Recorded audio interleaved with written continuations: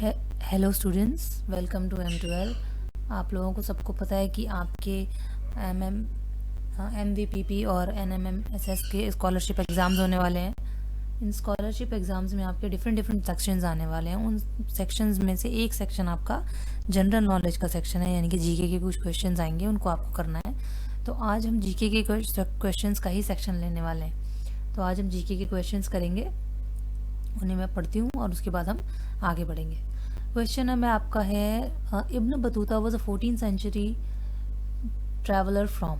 जो Ibn Battuta है वो 14वीं शताब्दी का यात्री था। वो कौन से कंट्री से आया था, कौन से देश से आया था? मोरक्को से, अमेरिका से, पुर्तगाल से या फ्रांस से? तो बच्चों इसका आंसर आपका है वो मोरक्को से आया था।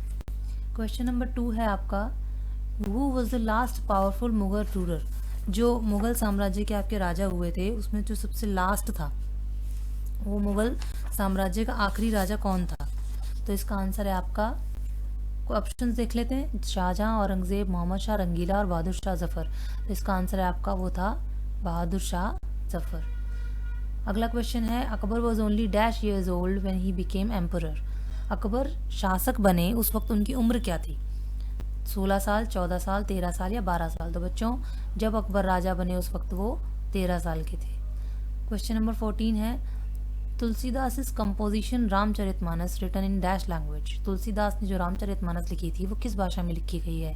अवधी, ब्रज, भोजपुरी या बिहारी? तो बच्चों कौन सी भाषा में लिखी गई है? अवधी भाषा में।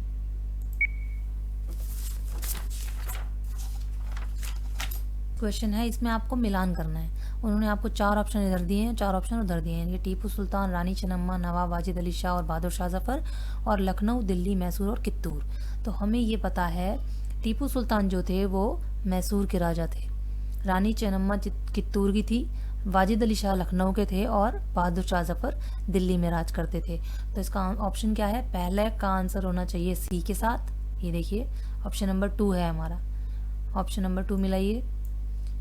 पहला है सी के साथ यानी कि मैसूर, दूसरा है डी के साथ यानी कि रानी चन्नम्मा और कित्तूर, तीसरा है ए के साथ यानी नवाब वाजिद अली शाह और लखनऊ, और चौथा है बहादुर शाह जफर दिल्ली के साथ। तो इसका ऑप्शन आपका सही क्या है? Question option number 2। अगला क्वेश्चन है which of the following explain फरमान। इसमें से फरमान को कैसे परिभाषित कर सकते हैं आप?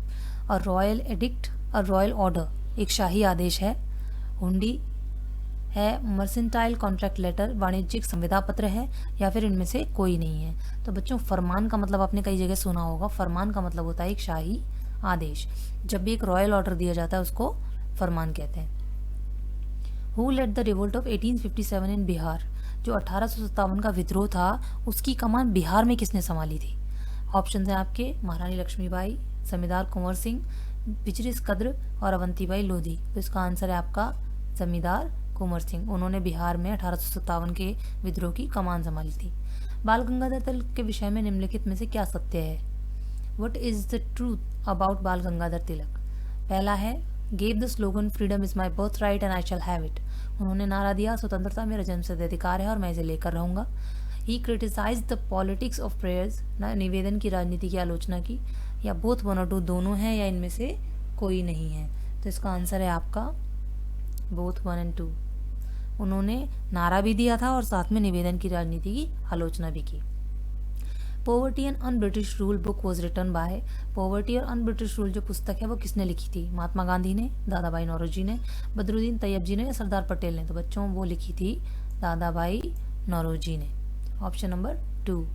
क्वेश्चन नंबर नेक्स्ट है आपका, who of the following through a bomb in the central legislative assembly on 8 अप्रैल 1929। 8 अप्रैल 1929 को केंद्रीय विधान परिषद में इनमें से किन्होंने बम फेंका था? भगत सिंह ने, बटुकेश्वर दत्त ने, दोनों ने, या फिर चंद्रशेखर आजाद ने? तो बच्चों इसका आंसर है आपका ऑप्शन नंबर 3, भगत सिंह और बटुकेश्वर दत्त ने, जिसके लिए उनको पकड़ लिया गया था बाद में।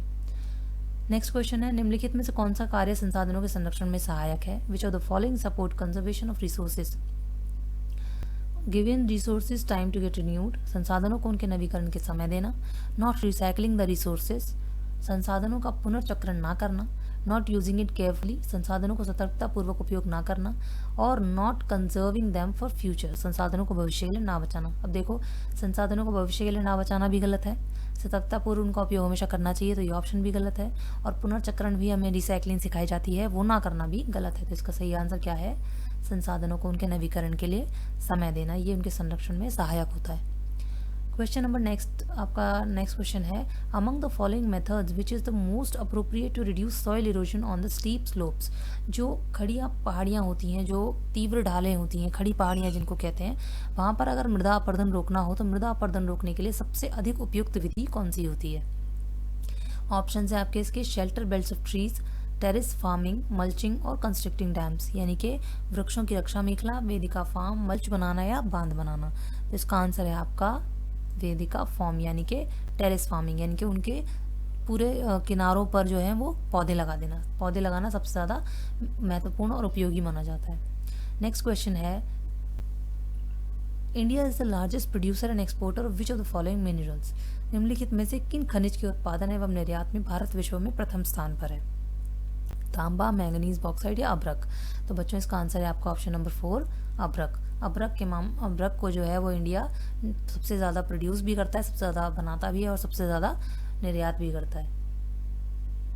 नेक्स्ट क्वेश्चन है, in north states table of India shifting agriculture is known as roca, milpa, jhuming और लदांग। यानी वो क्या कह रहा है, उत्तर पूर्वी भारत में स्थानांतरित कृषि को किस नाम से जाना जाता है? रोका, मिल्पा, झूमिंग या लदांग। तो बच्चों इसका आंसर है आपका ऑप्शन नंबर 3, झूमिंग। इसे झूम खेती भी कहते हैं। नेक्स्ट क्वेश्चन है, in which place the first textile mill of our country was established. यानी कि भारत में पहली वस्त्र उद्योग की जो मिल थी वो किस जगह स्थापित की गई थी? कोलकाता, मुंबई, चेन्नई या कानपुर। तो इसका आंसर है आपका कोलकाता में। कोलकाता में की गई थी, और सबसे पहली जो कॉटन की फैक्ट्री लगाई गई थी वो मुंबई में लगाई गई थी, लेकिन पहला वस्त्र उद्योग जो शुरू किया गया था वो कलकत्ता में शुरू किया गया था। नेक्स्ट ऑप्शन है, क्वेश्चन है आपका, विच of the following is a secondary activity. निम्नलिखित व्यवसायों में से कौन सा एक द्वितीयक व्यवसाय है? तो आपको पता है कि प्राइमरी, सेकेंडरी और टेरिटरी आपके 3 होते हैं। प्रथम वो होता है जहाँ पर आप रॉ मटेरियल यानी कि कच्चे माल का इस्तेमाल करते हैं। दूसरा होता है जिसमें आप कच्चे माल के इस्तेमाल को बनाने लायक, यूज़ करने लायक बनाते हैं। और तीसरा जब उसका आप निर्यात करते हैं या फिर उसका आवागमन होता है। तो इसमें आपको ऑप्शन क्या क्या दिए हुए हैं उन्होंने? गन्ना उगाना, टोकरी बनाना, बैंक में नौकरी करना या मछली पकड़ना। Growing sugar cane, basket making, working in a bank और फिशिंग। तो इसमें से आपको क्या लगता है कि सेकेंडरी क्या हो सकता है? गन्ना उगाना। क्यों? गन्ना तो रॉ मटेरियल ऑलरेडी, गन्ने से चीनी बनती है, चीनी बनाना इज सेकेंडरी, बट गन्ना इज क्या है? रॉ मटेरियल, तो ये प्रथम हो गया। और टोकरी बनाना आपका सेकेंड है। टोकरी किससे बनती है बच्चों? जूट से बनती है ना, तो जूट आपका इसमें प्राइमरी मटेरियल, जूट आपका पहला प्रथम जो है इसका व्यवसाय है। उसके बाद टोकरी बनेगी। सही आंसर इसका टोकरी है। बैंक में नौकरी करना भी नहीं है और मछली पकड़ना भी नहीं है। नेक्स्ट क्वेश्चन है, which of the following types of energy is produced at Manikaran in Himachal Pradesh. जो हिमाचल प्रदेश का मणिकरण है वहाँ पर किस प्रकार की ऊर्जा उत्पादित की जाती है? Geothermal energy, title energy, solar energy और न्यूक्लियर एनर्जी। भूतापीय ऊर्जा, ज्वारीय ऊर्जा, सौर ऊर्जा या परमाणु ऊर्जा। तो इसका आंसर है आपका फर्स्ट ऑप्शन, भूतापीय ऊर्जा। अगले में पूछ रहा है, mount Kilimanjaro in Africa is an example of which of the following types of mountain. जो अफ्रीका में माउंट किलिमंजारो का जो पर्वत है, पहाड़ है, वो किस प्रकार का पहाड़ है? फोल्ड माउंटेन, वलित पर्वत है, वोल्केनिक माउंटेन, ज्वालामुखी पर्वत है, ब्लॉक माउंटेन, प्रशोत्थ पर्वत है, या फिर कॉन्टिनेंटल माउंटेन, महाद्वीपीय पर्वत है। तो इसका आंसर है आपका बी, ज्वालामुखी पर्वत। ये एक प्रकार का ज्वालामुखी है जिसका मुख जो है वो बर्फ से ढका हुआ है। नेक्स्ट क्वेश्चन है, which of the following rivers does not form a delta. किस प्रकार, कौन सी ऐसी नदी है जो एक डेल्टा नहीं बनाती है? महानदी, गोदावरी, कावेरी और नर्मदा। इसका आंसर है आपका सही option 4, Narmada. Next question, which of the following is an important port in Africa. निम्नलिखित में से कौन अफ्रीका का महत्वपूर्ण पतन है? सिडनी, केप टाउन, सिंगापुर और कारकस। इसका ऑप्शन है आपका सही option number 2, Cape Town. Next question है, when did the Delhi high court was constituted. Constituted, यानी कि दिल्ली उच्च न्यायालय का गठन कब हुआ था, कब बना था दिल्ली उच्च न्यायालय। इसको आपको 4 ऑप्शन दिए हुए हैं, चारों की तारीख उन्होंने 31 अक्टूबर ही दी है, पर सन अलग अलग दिए हुए हैं, 1960, 1964, 1966 और 1968। तो इसका आंसर आपका सही है, ये था 31 अक्टूबर 1966, ऑप्शन नंबर सी। अगला क्वेश्चन है, the important fundamental right to equality is mentioned in which article of the Indian constitution. जो आपका मौलिक अधिकार है, समानता का अधिकार, वो आपके संविधान के कौन से अनुच्छेद में बताया गया है? 14 से 18, 19 से 22, 23 से 24 या 29 से 30। इसका आंसर है आपका पहला ऑप्शन, 14 से 18 में आपके मौलिक अधिकार बताए गए हैं, जिसमें आपका समानता का अधिकार भी आता है। वो कह रहा है कि when are the by elections held, उपचुनाव कब होते हैं? पहला, सामान्य आम चुनाव जनरल इलेक्शंस जब होते हैं। If the elected Lok Sabha member died during this tenure, यदि कार्यकाल के दौरान चुनाव हुआ लोकसभा सदस्य की मृत्यु हो जाए। सी है, इफ द इलेक्शन लोकसभा और राज्यसभा मेंबर डाइज और रिजाइन्स ड्यूरिंग टेन्योर, अगर वो जो कार्यकाल के दौरान जो चुनाव हुआ लोकसभा का सदस्य है उसकी मृत्यु हो जाए, या फिर वो अपने पद से त्यागपत्र दे दे, या फिर चौथा ऑल ऑफ द अबव। तो इसका ऑप्शन है आपका सही, ऑप्शन नंबर 3। अगर वो कार्यकाल में चुने हुए व्यक्ति की मृत्यु हो जाती है या वो अपना त्यागपत्र दे देता है तो उपचुनाव किए जाते हैं। नेक्स्ट क्वेश्चन है, no child below the age of dash years shall be employed to work in any factory और mines engaged in any other hazardous employment. कोई बच्चा डैश वर्ष से कम आयु में कारखानों और खदानों में कार्य करने या किसी भी खतरनाक कार्य में नौकरी नहीं कर सकता। तो क्या ऑप्शन है? 17, 16, 15, 14। इसका सही आंसर है आपका डी, 14 वर्ष। अगला क्वेश्चन है, which country does not have a written constitution. इनमें से कौन सा देश ऐसा है जिसका जो संविधान है वो लिखित में नहीं पाया जाता है? Nepal, United States of America, United Kingdom और फ्रांस। तो इसका आंसर आपका सही है, ऑप्शन नंबर 3, यूनाइटेड किंगडम। अगला ऑप्शन है, a government which has no religion of its own which does not believe in religion nor does it stop the propagation of religion peacefully. उसे क्या कहते हैं? यानी कि वो सरकार जिसका अपना कोई धर्म नहीं हो, वो ना धर्म को मानती हो और ना ही धर्म के शांतिपूर्ण प्रचार को रोकती हो, उसे क्या कहते हैं? गैर धार्मिक सरकार, धार्मिक सरकार, धर्मनिरपेक्ष सरकार, या फिर उपयुक्त सभी।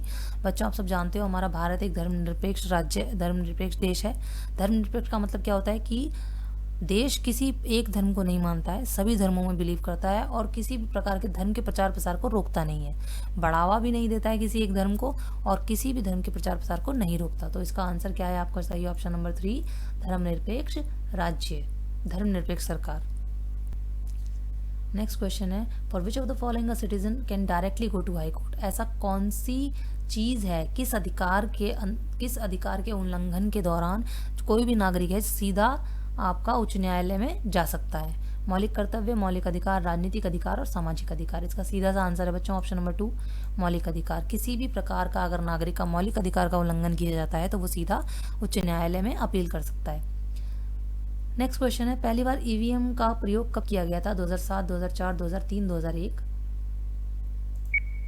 तो आंसर बच्चों ये चारों ही ऑप्शन मेरे हिसाब से सही नहीं है, क्योंकि भारत में सबसे पहले ईवीएम मशीन जब शुरू की गई थी चुनावों में, वो 1999 में की गई है, जो यूज़ की गई है एक्चुअली चुनावों के लिए। तो इसका हम इस क्वेश्चन को अभी छोड़ देते हैं, नेक्स्ट क्वेश्चन पर चलते हैं। When was Rowlatt act was passed. Rowlatt act जो है वो कब पारित किया गया था? 13 मार्च 1919, 12 मार्च 1919, 18 मार्च 1919 या 10 मार्च 1919। तो इस बच्चों इसका आंसर है option number 3, 18 March 1919। Next question है, what is the role of judiciary in Indian constitution. यानी कि न्यायपालिका जो है आपका, बच्चों ये इंडिशियरी नहीं है, दैट इज जुडिशरी, ये गलत लिखा हुआ है, जुडिशरी आएगा यहाँ पर। न्यायपालिका की क्या भूमिका होती है? डिस्प्यूट रेजोल्यूशन, विवादों का निपटारा करना, जुडिशियल रिव्यू, न्यायिक समीक्षा करना, upholding the law, enforcing judgemental right, कानून की रक्षा और मौलिक अधिकारों का क्रियान्वयन करना, फंडामेंटल राइट्स, या फिर ऑल ऑफ द, यानी कि ये सब काम करने। तो ये न्यायपालिका है, ये सभी काम करती है, विवादों का भी निपटारा करती है, न्यायिक समीक्षा भी करती है और कानून की रक्षा और मौलिक अधिकारों का क्रियान्वयन भी करती है। नेक्स्ट क्वेश्चन है, which of the following is not an economic activity. इनमें से कौन सी एक आर्थिक क्रिया नहीं है? आर्थिक क्रिया का मतलब ऐसी क्रिया जिससे आपको पैसा मिले। इनमें से कौन सी ऐसी क्रिया है जिससे आपको पैसा नहीं मिलता? स्कूल में पढ़ाना, आप स्कूल में टीचर पढ़ाते हैं, उनको पैसा मिलता है। पुलिसकर्मी का कार्य, पुलिस की जॉब होती है, पुलिस को पैसा मिलता है। घर में अपने बच्चों को पढ़ाने के लिए पैसा मिलता है? नहीं। आपकी मम्मी पापा आपको पढ़ाते हैं, उन्हें पैसा मिलता है? नहीं। तो इसका ऑप्शन है आंसर नंबर 3, अस्पताल में नर्स का काम है, वो भी नर्स की जॉब है, उसके लिए भी सैलरी मिलती है। नेक्स्ट क्वेश्चन है टर्टियरी सेक्टर इंक्लूड्स, तृतीय क्षेत्र जो होता है, तृतीय क्षेत्र क्या होता है बच्चों, जिसमें सामान को, बने हुए तैयार सामान को लाने ले जाने और उसे कहीं पहुंचाने का काम होता है। तो पशुपालन, पर्यटन, कृषि और उत्पाद, इसमें से कौन सा आपको लगता है कि तृतीय उत्पाद हो सकता है? एनिमल हस्बेंड्री देखो, पशुपालन है, ये प्राइमरी है, प्रथम होता है। एग्रीकल्चर, खेती करते हो आप रॉ मटेरियल उगाते हो ना, तो ये भी प्राइमरी है। मैन्युफैक्चरिंग, किसी सामान को लाकर उससे बनाना कुछ, वो सेकेंडरी होता है। और टूरिज्म, आपका टूरिज्म क्या हुआ, कहीं चीज को लाना ले जाना, तो उससे ऑप्शन नंबर बी आपका सही है। नेक्स्ट क्वेश्चन है एमएसपी स्टैंड्स फॉर, एमएसपी का क्या अर्थ होता है? मिनिमम सपोर्ट प्राइस, न्यूनतम समर्थन मूल्य, मैक्सिमम सपोर्ट प्राइस, अधिकतम समर्थन मूल्य, मार्जिनल सेल प्राइस, सीमांत विक्रय मूल्य, या फिर मेन सेल प्राइस, मुख्य विक्रय मूल्य। इसका आंसर है आपका पहला, न्यूनतम समर्थक मूल्य, minimum support price. Next question है आपका name the cooperative that provides milk and vegetables at control rate decided by Delhi government. Delhi में उचित दाम पर सब्जियां और दूध का वितरण करने वाली संस्था कौन सी है? अमूल, केंद्रीय भंडार, मदर डेयरी या मिल्क फूड। तो इसका आंसर है आपका बी, केंद्रीय भंडार। आखिरी क्वेश्चन है the sector is in a mixed economy, एक मिश्रित अर्थव्यवस्था में कौन कौन से क्षेत्र होते हैं? सरकारी, निजी, दोनों, या फिर कोई नहीं। आप जैसे कि नाम से ही बता सकते हो, मिश्रित अर्थव्यवस्था है तो इसमें दोनों प्रकार के अर्थव्यवस्था पाई जाएंगी, उसमें सरकारी भी होगी और निजी भी। तो बच्चों यहाँ पर जीके का सेक्शन खत्म हो गया है। हम अगली वीडियोस में जब आएंगे आपके साथ तो बाकी सेक्शंस आपको लेकर आएंगे। तब तक के लिए जीके आप पढ़ते रहिए।